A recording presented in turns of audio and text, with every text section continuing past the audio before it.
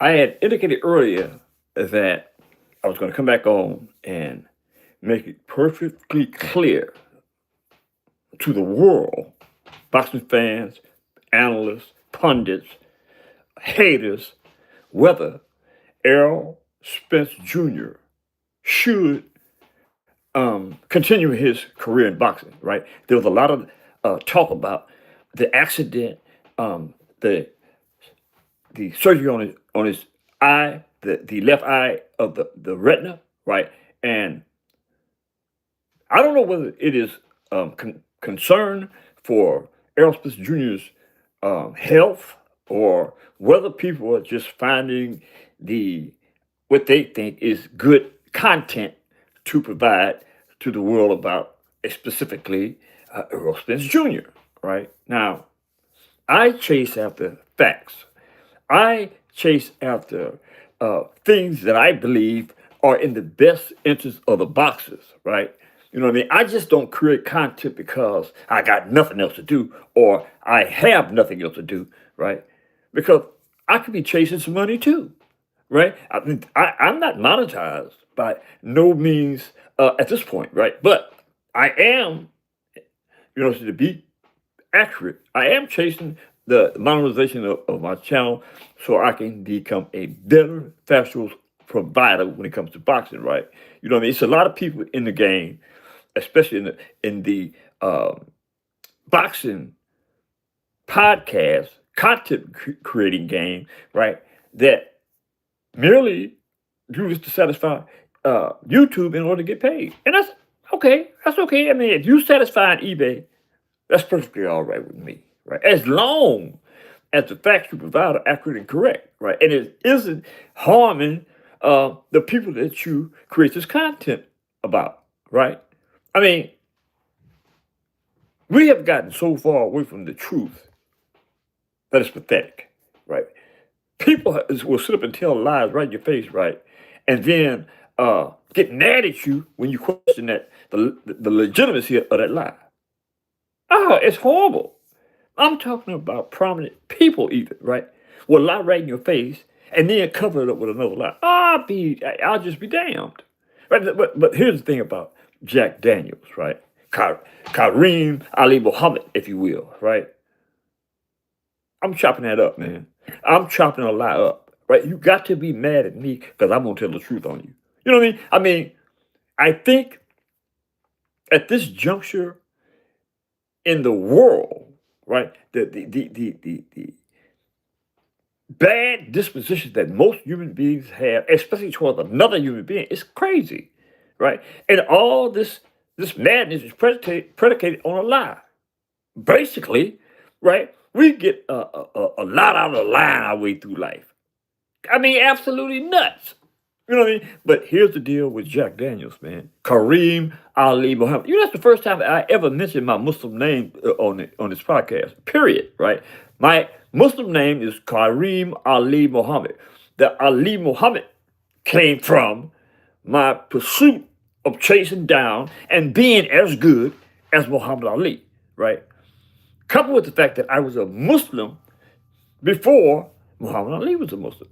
Right? My sister, may she rest in peace, introduced me to Islam in the 60s. You know what I mean? And I've been a practicing Muslim since the 60s, right? So I say that to say that the things that I say, right, shouldn't be questioned because I am not one to live life by the tail of a lie. You know what I mean? So here's the deal.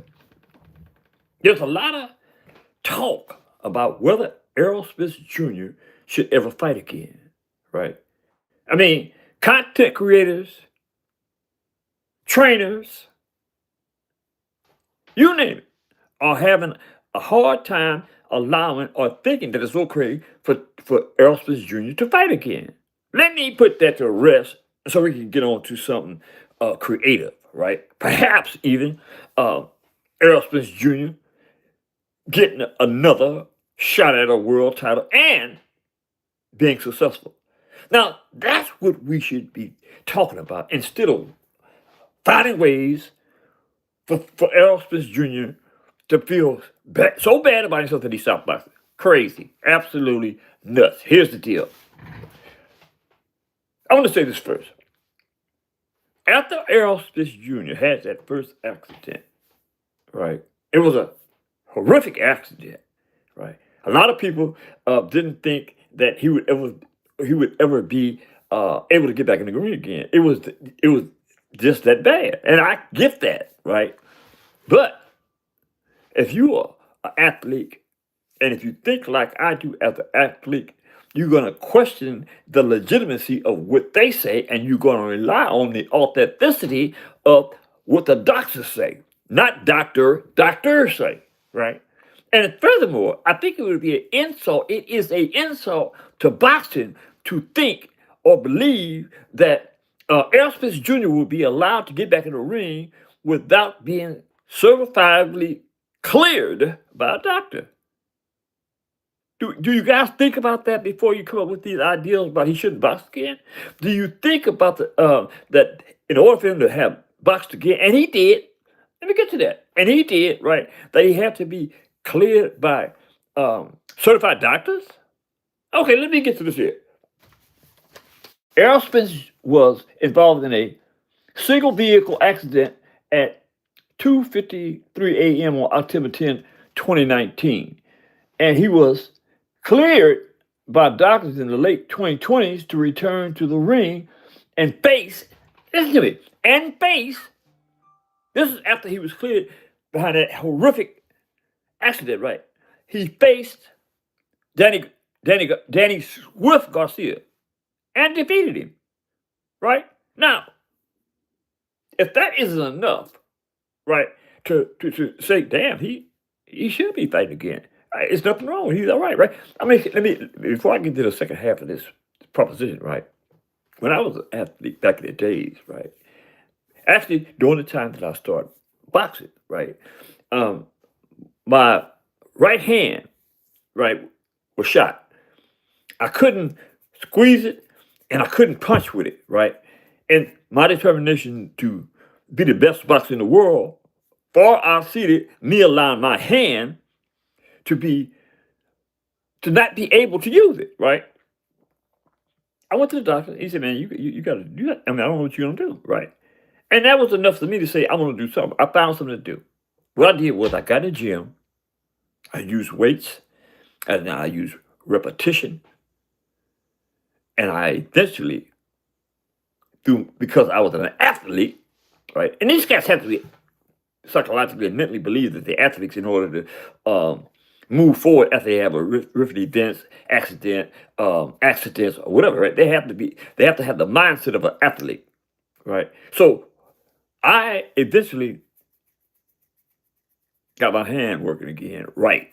Where I was able to go in the gym and do what I needed to do to become a hell of an athlete. Contrary to the fact that, I'm going to say this again, that you got to have no knowledge of that. I'm telling you, I was the hell of an athlete. I was the hell of a boxer, man. You know what I mean? So I'm saying that to say that we know about the accident, and we also know about the detached retina on Errol Spence's left eye, right? So let me get to that.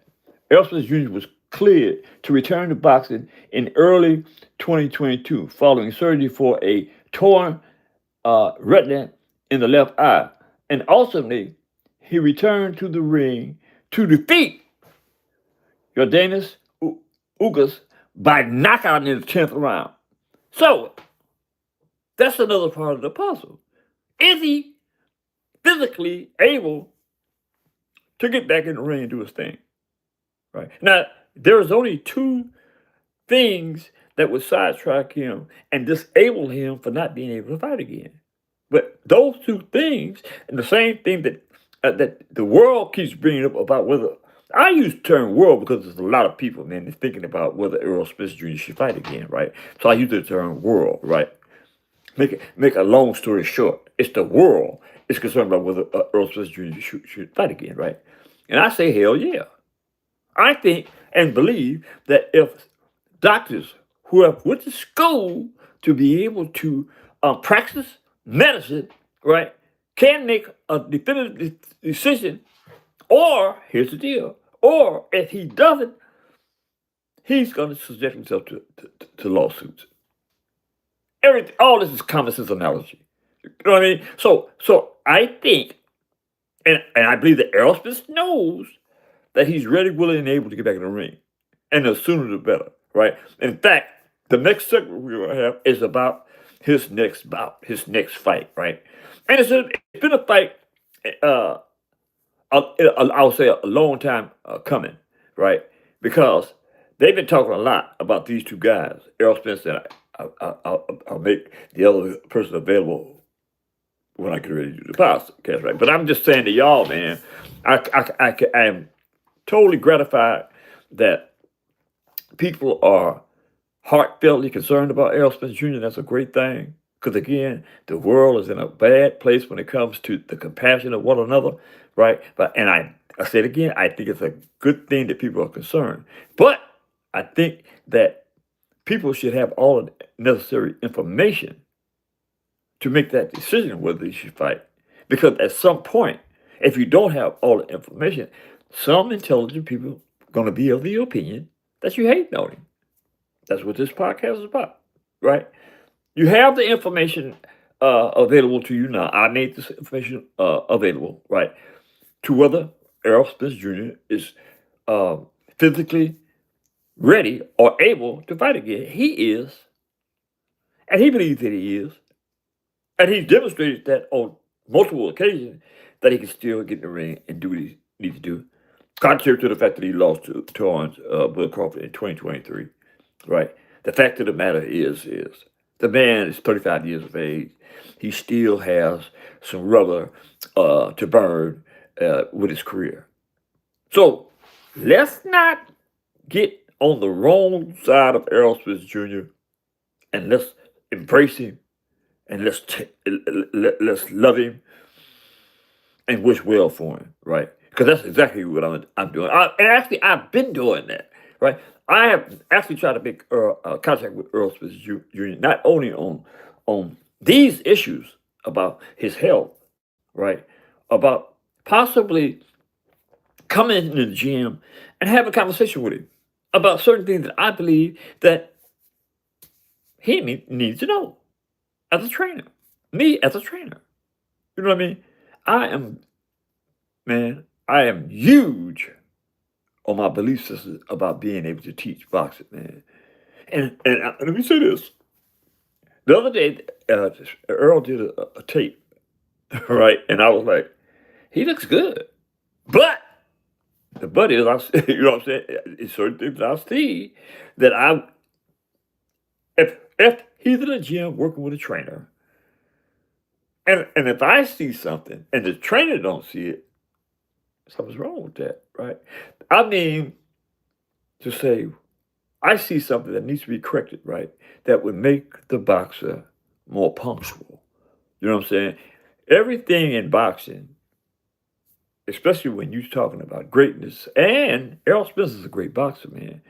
It's about being punctual with your deliverance, with your offense and your defense. In boxing, you have to be punctual.